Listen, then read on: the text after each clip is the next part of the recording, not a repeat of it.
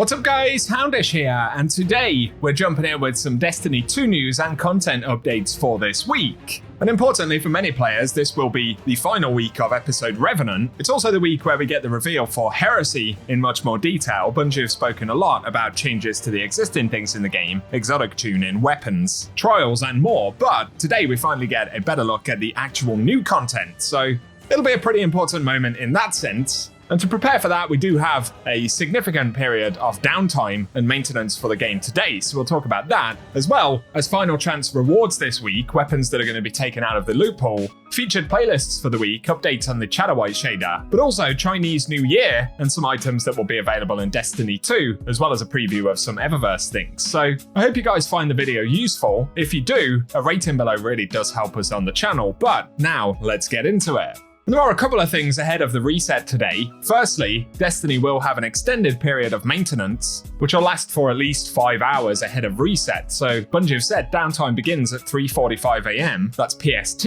and it will end at 9 AM PST, which is when the weekly reset is. So that's 5.25 hours of downtime ahead of the reset this week. Otherwise, I'll keep you posted when reset actually happens. And shortly after that, of course, we'll get the Heresy Act 1 live stream. So this will be happening at 10 AM Pacific. With a preview of what's to come, we'll finally get to see some of the new content. Bungie have said they'll tell us firsthand about new activities, stories, and rewards. And I feel like we'll probably get some kind of a trailer there as well. So very much looking forward to that. I will keep you guys posted with what they show off. They've also said, for folks watching the live stream, if you have Twitch linked to your Bungie account, of course you can get Twitch drops. So I'll link the details for that down below, but if you watch the official Bungie Twitch channel for at least 15 minutes, you'll get the Scorned Organ emblem. Plus there's another emblem called Golden Hour, which you can get if you subscribe or gift a sub before January 31st. So keep those in mind during the reveal phase today. Getting into gameplay things for the week though, Bungie did tease, since we can't see Crucible rotations ahead of time anymore, that Rift will be returning during the final week of this season for any folks who want to get the weekly challenge completed or simply play the mode. So that should be featured following the weekly reset. A couple of other things to keep in mind though. The Undercurrent will be the Nightfall weapon this week, and this is the final week that it will be available for a period of time. No doubt Bungie will bring it back in the future, but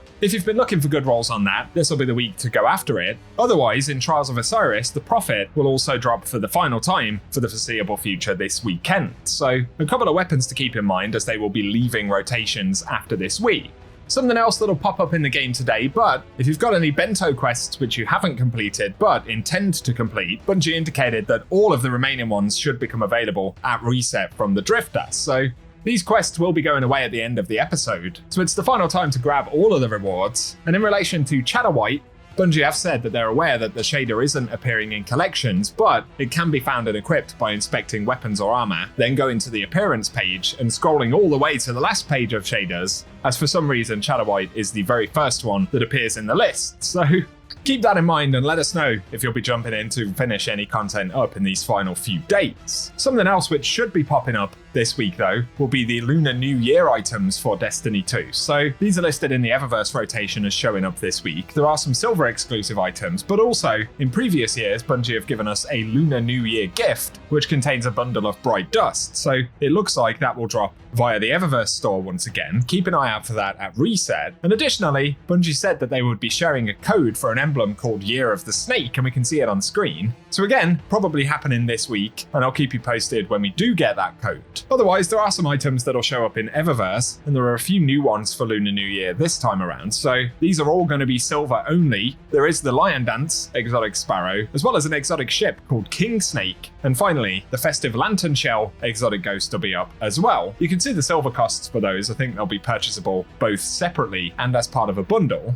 But also it looks like we'll see some from previous years available for bright dust. So firstly, there's the two-tailed fox ornament, Herald of Spring, which will come up for 1250 bright dust this week. And on top of that, we'll see the Retro Stretch exotic sparrow, which will be 2500 bright dust this week. And the Lunar Omen exotic ship is in the rotation for 2000 bright dust. So those are the sort of Lunar New Year items that are coming up this week. And a couple of other exotics that'll be up in the store this reset. According to the rotation, Rose Legacy, the ornament for Centrifuge, which is new on this season. That will be up, so that will cost 1250 bright dust. Previously, it's been silver only. Otherwise, the rotation lists the Firebreak shell, but interestingly, that was available last week as well. So it's possible that one will be swapped out for something different. But otherwise, these Eververse rotations seem to be reasonably reliable, so should give us a good idea of what to expect on that front. Otherwise, it goes without saying that if you want to wrap up any Revenant content before Heresy, obviously we're in the final few days where this is the featured season, most of the Revenant content will be sticking around. I believe tonics will also stick around for the rest of the year, or at least until this summer, but obviously they only affect the Revenant content, so it's not the final opportunity to complete Revenant content, but of course it is easier to do so when it's currently the featured season, so keep that in mind. Otherwise, let us know if you're looking forward to the Heresy reveals. As always, I'll keep you guys up to date when we get those details, so keep it locked and loaded here on the channel. If you've enjoyed the video, a rating below really does help us out as well. But otherwise, thanks for tuning in today, and I will catch you guys very soon. Heresy is about the Hive Pantheon, dealing with some new interesting revelations that happen. We want to take the Hive Pantheon and shake up the snow globe.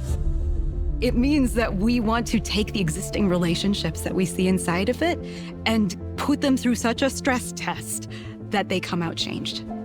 In Heresy, there's this new eldritch force that's bubbling up to the surface that is opening new doors, creating powerful mysteries, and ultimately they'd lead us back to the Dreadnought. We're going back to the Dreadnought. It's awesome. Some fans might think we've forgotten about the Dreadnought completely, but we're gonna give it a whole new purpose. We want this to be an eldritch, inscrutable fortress of secrets. The peeling that you'll see on the Dreadnought, the weapons themselves are peeling back to reveal a new, spooky, bony front. Since this release deals with kind of two big themes, we have two armor sets. We've had some armor sets that are kind of in the Eris theme in the past, but this is like straight up, I'm Eris's squad. And then the Hive Ship Navigator armor set explores like, what if we were driving the ship? What if we were the navigators? If you really liked Shattered Realm, if you really liked the Coil, you're going to love this new Dreadnought activity. With every episode, there are a ton of interesting twists and turns that I don't think anybody's really going to suspect. We haven't seen anything like this in Destiny before, and I'm excited to get after it.